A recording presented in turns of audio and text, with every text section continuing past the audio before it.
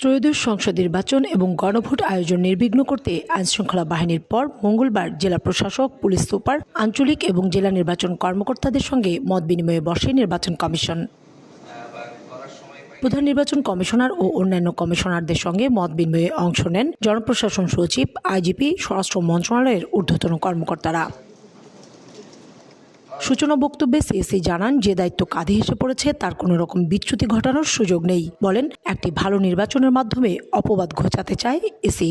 সামষ্টিকভাবে একটা ব্লেম করা হচ্ছে, সবাইকে ব্লেম করা হচ্ছে যে we have absolutely failed in our responsibility, particularly in delivering A free, fair and credible election. আমরা বলা হচ্ছে আমরা নির্বাচন ব্যবস্থাকে ধ্বংস করে দিয়েছি, বলা হচ্ছে আমরা সব যুগসাজশ করে একটা ম্যানেজড ইলেকশন করেছি। এই অপবাদ থেকে আমরা মুক্তি চাই, এই অপবাদ আমরা ঘোচাতে চাই। আমরা প্রমাণ করতে চাই যে আমরা সঠিক সুন্দর নির্বাচন করতে পারি।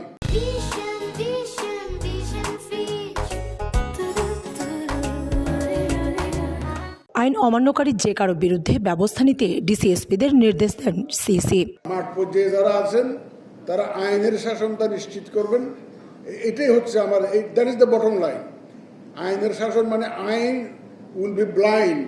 এদিকে নিজেদের সক্ষমতা প্রমাণে নির্বাচন কমিশনের কাছে সুরক্ষা চান জনপ্রশাসন সচিব। আর আইজিপি জানান, সব জায়গায় শৃঙ্খলা প্রতিষ্ঠিত করতে না পারলে নির্বাচনী ইসিকে সহযোগিতা করা সম্ভব নয় পুলিশের পক্ষে। পরিবেশ এবং প্রোটেকশন পেলে হাইয়েস্ট পসিবল ইন্টিগ্রিটি এবং ডিভোশনের সাথে আমরা কাজ করতে পারব। আমরা যদি সব জায়গায় অর্ডার প্রতিষ্ঠিত করতে না পারি, আমাদের পক্ষে নির্বাচন অনুষ্ঠানে নির্বাচন কমিশনকে সর্বাত্মক সহায়তা দেওয়া সম্ভব হবে না। কর্মকর্তারা বলেন, সরকার বা নির্বাচন কমিশনের সহযোগিতা এবং আশ্বাস পেলে যে কোনো চ্যালেঞ্জ নিতে সক্ষম মাঠ প্রশাসন।